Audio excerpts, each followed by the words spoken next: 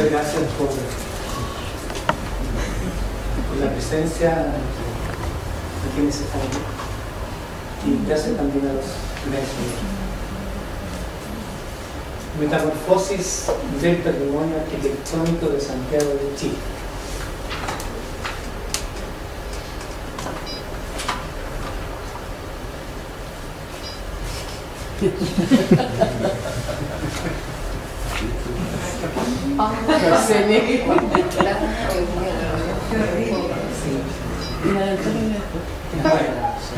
Estas fotografías de Arnold, que en apariencia no tienen nada que ver, en realidad no tienen nada que ver. Pero lo que sí tiene que ver es el fenómeno que explica la fotografía, la metamorfosis. Y la verdad es que para mí esta palabra, desde que la conocí, fue aquella que me produjo todo tipo de sugerencias para alguna vez hacer algún trabajo. Metamorfosis, que significa transformación del griego.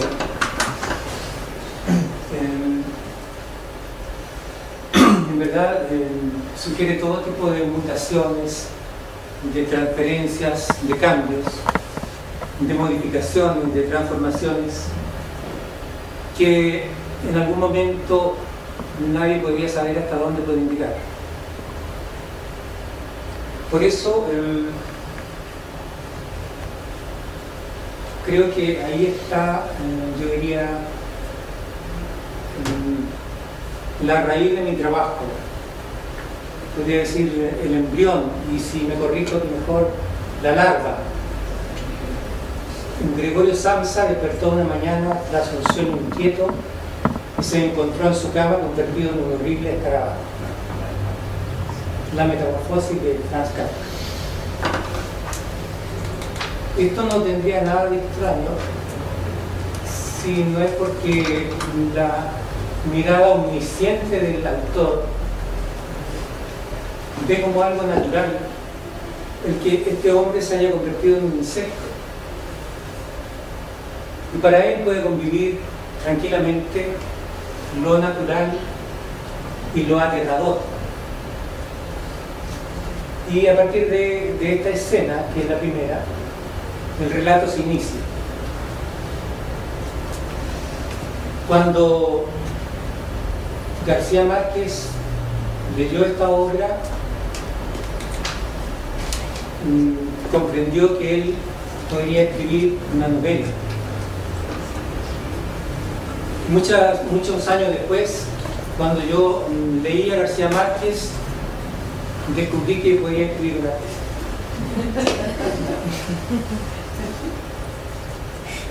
Mi trabajo, Metamorfosis del patrimonio arquitectónico de Santiago de Chile. El bueno de Arnold no tiene por qué saber que este cambio que él experimenta, también lo experimenta la ciudad, el antes y el después, y cada una de las calles, como Mara, por ejemplo, antaño y hoy día. Y esta vocación de cambio es infinita, hay una mutación interminable, es una variación diaria prácticamente. Uno podría decir que, parafraseando a Heráclito, nadie camina dos veces por la misma calle, porque las acciones se producen casi sin darse cuenta, ¿no? Y nos estamos acostumbrando a aceptarlo, permitiendo que convivan con toda naturalidad el escarabajo y el hombre. Ya no hay terror, nadie se asombra con ninguna de las cosas que pueden ocurrir.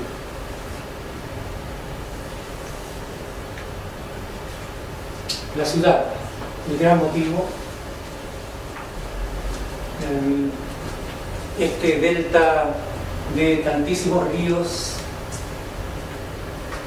cada uno de los cuales representa una dimensión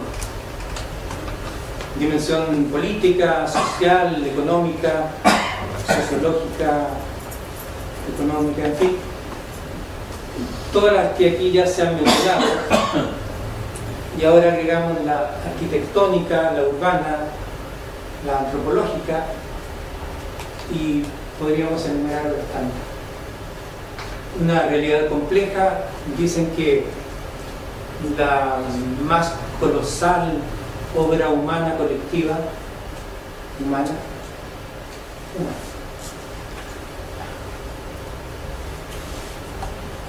La ciudad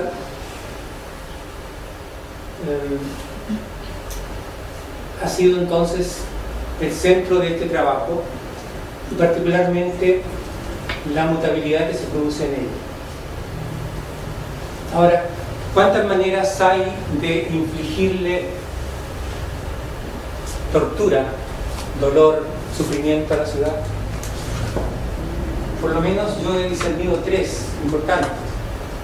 Aquellas que están fuera de nuestro alcance, que son imponderables, en este caso un cataclismo reciente, por lo menos en Chile, y la transformación no tiene más medio que producirse. Aquí, claro, los cambios pueden ser afortunados o desafortunados. Luego está otro tipo de flagelo, que es la guerra, inducido, claro, y que apunta a destruir la materia, pero fundamentalmente apunta a destruir el espíritu, a acribillar el alma de los habitantes, y con eso destruir a un pueblo. Muchas capitales europeas desaparecieron bajo los bombardeos, la Primera, la Segunda Guerra Mundial, y podríamos extendernos a otros lugares. Pero quería destacar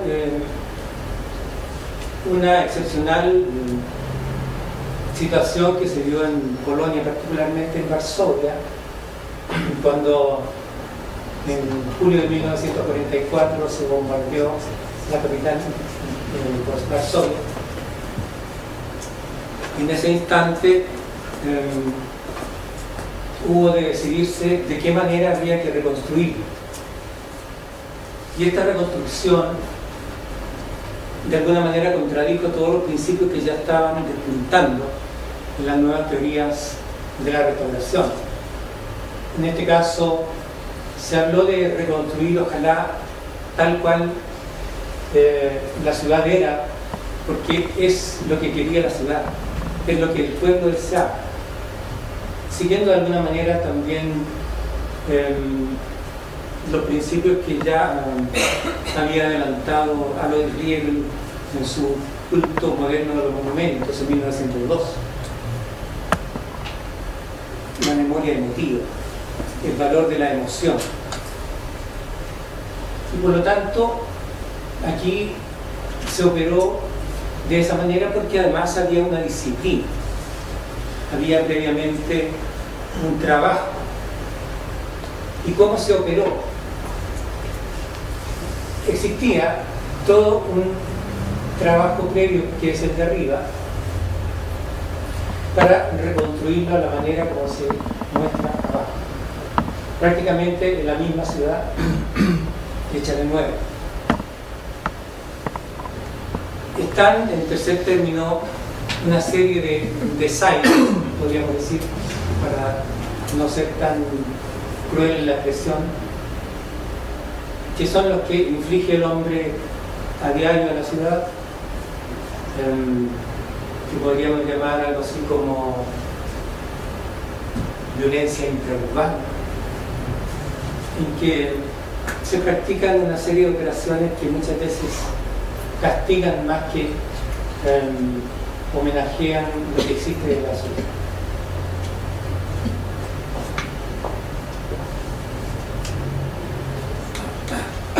Varsovia reconstruida.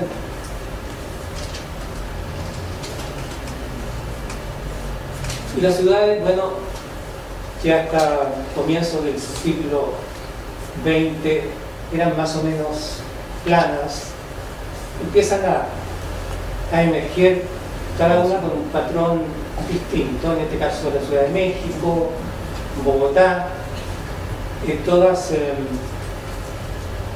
con nuevas construcciones que van dando cuenta del momento que se vive, porque vale a decir que la ciudad siempre se va vistiendo con la moda y lleva consigo las grandezas y las miserias que el mismo recibe.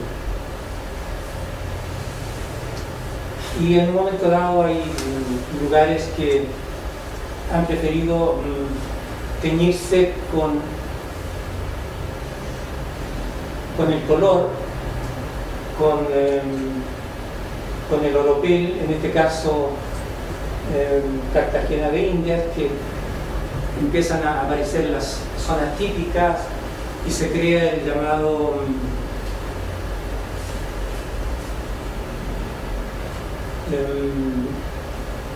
turismo patrimonial, que de alguna manera no es sino la confluencia de las dimensiones económica y política, y en que se valora más el turismo que la propia arquitectura. Generalmente no rayan más allá de la superficie, de las envolventes, y por lo tanto es un turismo que todavía no ha aprendido de manera poderosa. Esto se da en Brasil, en México, otra visión económica. Y el universo de estudio es lo más familiar que tenía, que es Santiago. Entonces consideré el triángulo fundacional, del cual me detuve un poco más atentamente en la Plaza de Armas, en la Alameda Bernardo Higgins, y en lo que llamé unos focos patrimoniales, que son aquellos puntos en los cuales uno puede hacer pausas en la ciudad, una suerte de tregua en la que existe todavía algún interés histórico. Aquí está una visión del universo de estudio, la Alameda, el centro, la plaza, y algunos focos menores que se fueron desarrollando poco a poco. La plaza, epítome del espacio urbano, punto de partida de la historia y del damero, depositaria de unas cuantas capas estratigráficas, también de apetitos contradictorios, algunos bien intencionados, otros más bien de orden inmobiliario, y ha sufrido una serie de mutaciones que hasta hoy día podemos reconocer. Tal vez es aquello que nos entrega más información. La Alameda, que en su momento mostró una fachada continua, más o menos homogénea, para irse convirtiendo paulatinamente en una fachada atrabiliaria, inestable y con alteraciones, con muchas calles por ahora.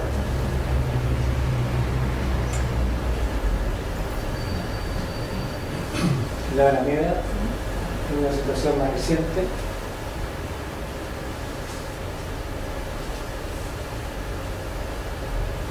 y lo que llamo los focos patrimoniales, donde generalmente podemos reconocer que la historia todavía aflora a la superficie que hay algunos rasgos de identidad y que se convierten hasta cierto punto en inexpugnables, es lo que hace que esos espacios todavía puedan resistir y dejar en nuestro presente algo de historia. Quiero decir en este momento que yo no abogo por un conservacionismo a ultranza y tampoco por la anulación de la historia. Prefiero simplemente que haya una articulación más o menos armónica de lo antiguo y lo nuevo, y que todo cuanto se vaya construyendo, que se vaya incorporando, sea parte del tejido y que no produzca discordancias. Más bien pensando como Manuel Eduardo Secchi, más cercanos a las leyes de la eufonía, de la euritmia, donde los edificios, al menos entre sí, puedan convivir. A lo mejor que no canten, a lo mejor que no hablen, pero que no reúnen.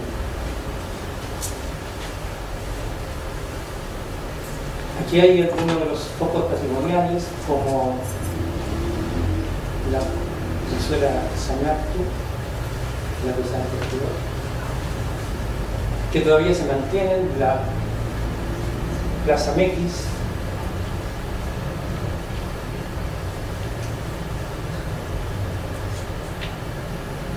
y bueno, muestro acá de alguna manera cómo Santiago se fue densificando.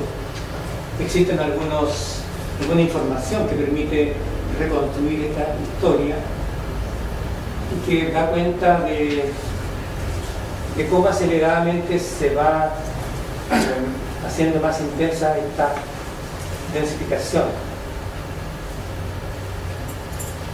En los primeros tiempos, una arquitectura baja, maciza, de caja ciega, con pocos orificios,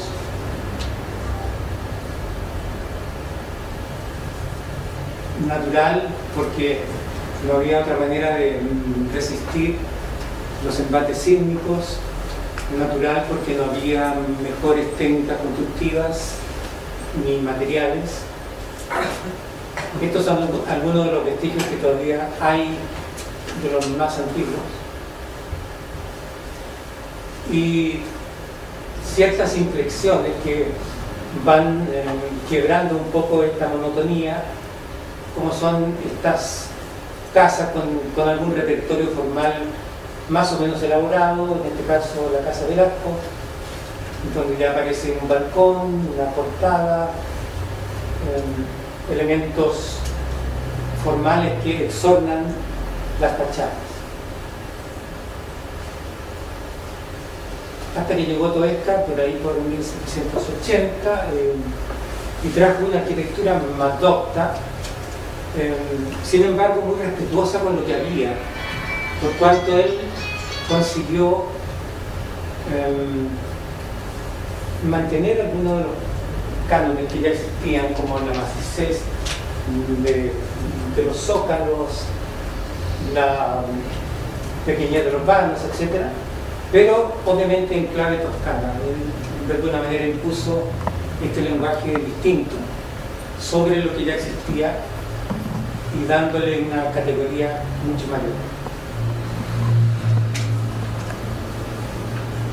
Ya una de sus obras cumbres, como La Moneda, donde esta idea de macicez se hace mucho más elocuente. Y claro, vale decir que cuando él ya dejó de trabajar, cuando falleció, a su cargo o a cargo de sus obras quedó Juan José de Colea, y poco antes de su muerte también se hizo cargo de su propio mujer.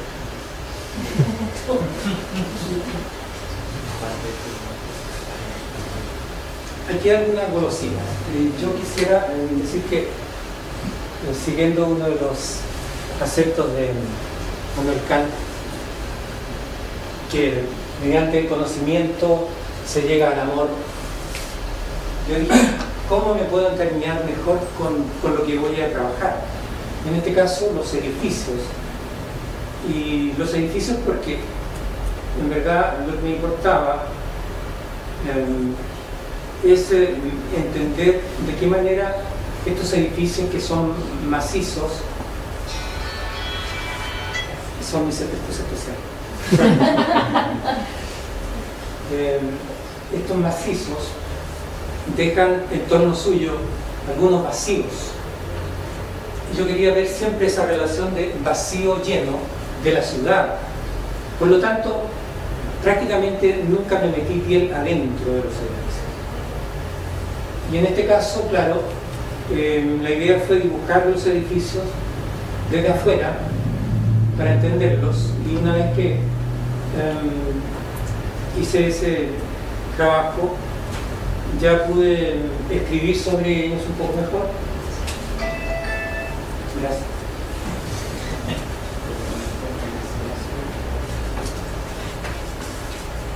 Bueno, aquí están con música de fondo. Bueno, la idea fue ir reconociendo relieves, recodos, tímpanos, frontones, torres, etcétera, mediante simplemente ese ya artefacto en desuso que es el catedral.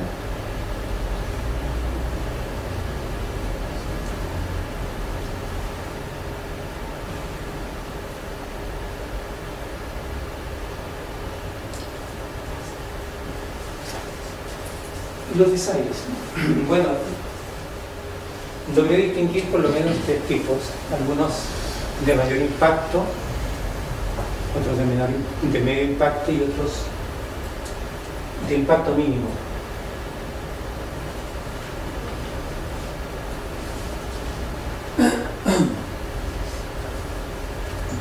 Aquí en la Alameda, por ejemplo,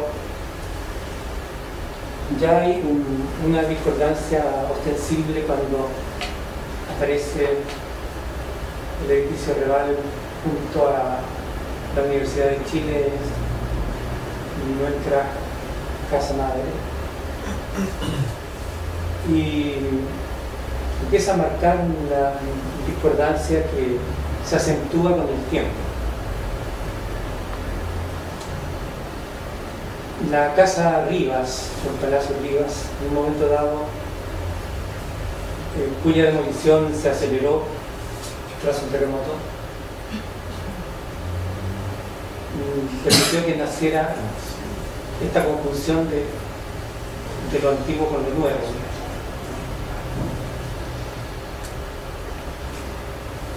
El edificio del Mercurio, que todavía está en esta condición, pero ya en proceso de modificación, más o menos terminará siendo este, y es uno de los focos patrimoniales que yo había reconocido. Bueno, un impacto algo mayor es la remodelación San Borja, como también lo es la Avenida de los Jesús.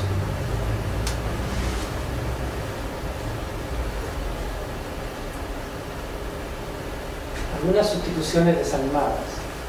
Por ejemplo, en la Plaza de Armas, el edificio Kraus fue demolido en 1980 y esta pieza fue reemplazada por... Claro, el pretexto era que el reflejo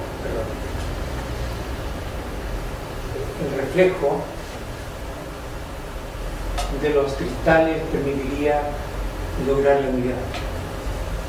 Esa era la memoria hecha por los arquitectos, autores de la Torre de...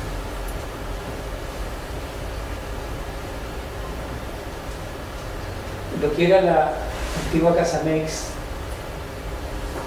arriba, el Palacio Meix,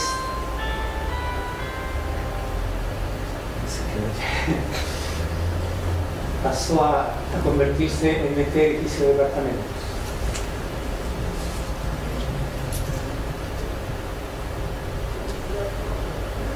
¿Alguna reinterpretación? Bueno, esta es una forma muy antigua de trabajar no solamente en arquitectura, pero aquí hemos visto que, por ejemplo, hay formas prístinas, formas platónicas, puras, que tienen un origen inmemorial, como por ejemplo las pirámides, monumento de la humanidad, y estas se pueden repetir porque desde luego tienen un prestigio y ya han adquirido una consagración universal. Por eso Liu Mingpei no dudó. Estas son de 2500 años antes de Cristo. 4500 años después, Liu Mingpei repitió la escena más o menos en el Museo del Louvre, y siendo muy polémica en principio, también terminó por ser aceptado, y en este momento ya es parte integrante del conjunto. Ha pasado mucho tiempo entre una y otra acción, los lugares son muy distantes, y también en un inmueble de conservación histórica, ya en otra parte del mundo, se ha hecho una intervención que busca utilizar el mismo recurso.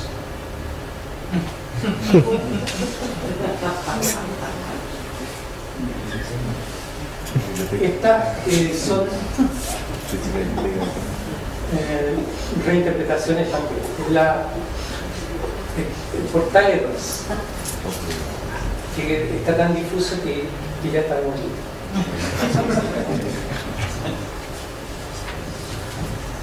Ahora, es cierto que hay empeños por demoler. Hay gente, o hay, yo diría, empresas que consideran que demoliendo se construye progreso y se construye futuro.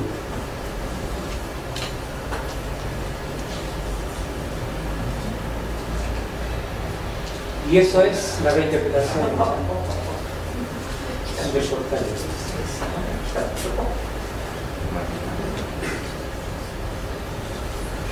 Algunas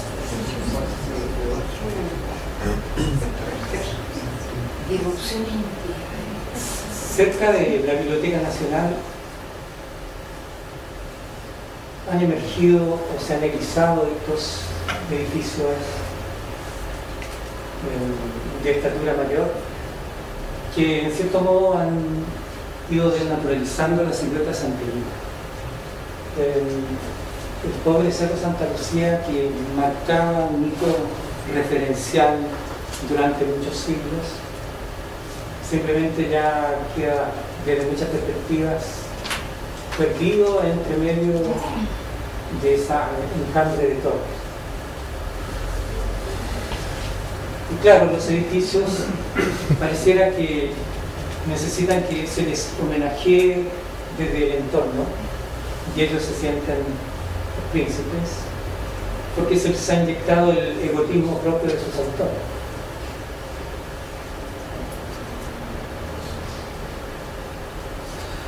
El Santiago de hoy, y cómo podría llegar a ser si nosotros dejáramos que la ley actual, vigente, llegara a su límite. Podríamos conseguir este tipo de volumetría y de anulación de una serie de espacios que todavía existen. La ley permite hacer esto hasta ese punto.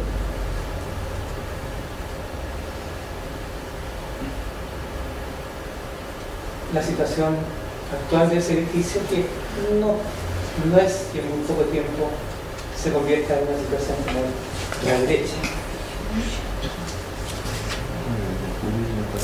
A lo mejor es el momento de que haya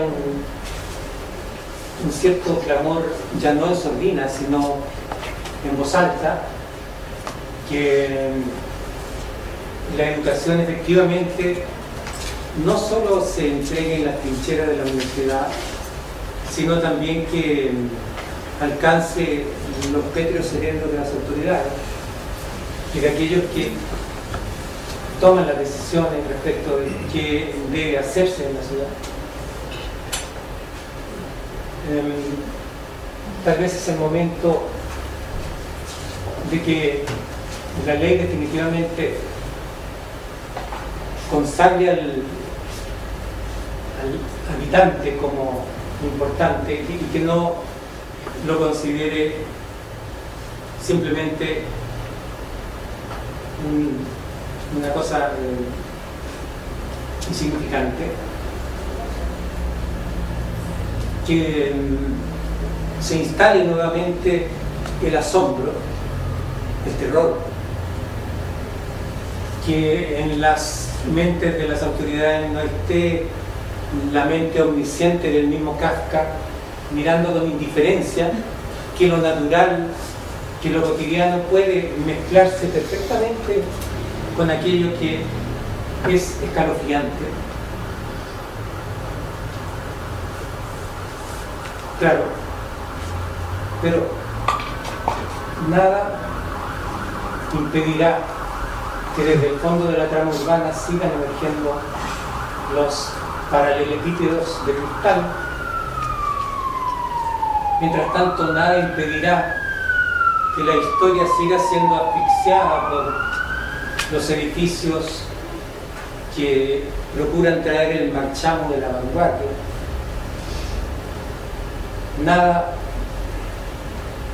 tal vez, impedirá que el código genético que todavía queda, que el ADN que resta, se vaya deshaciendo poco a poco.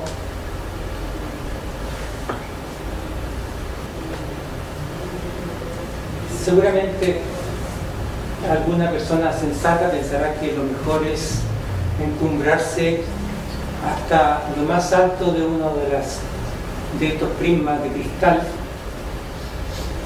e instalar allí su casita en la cadena.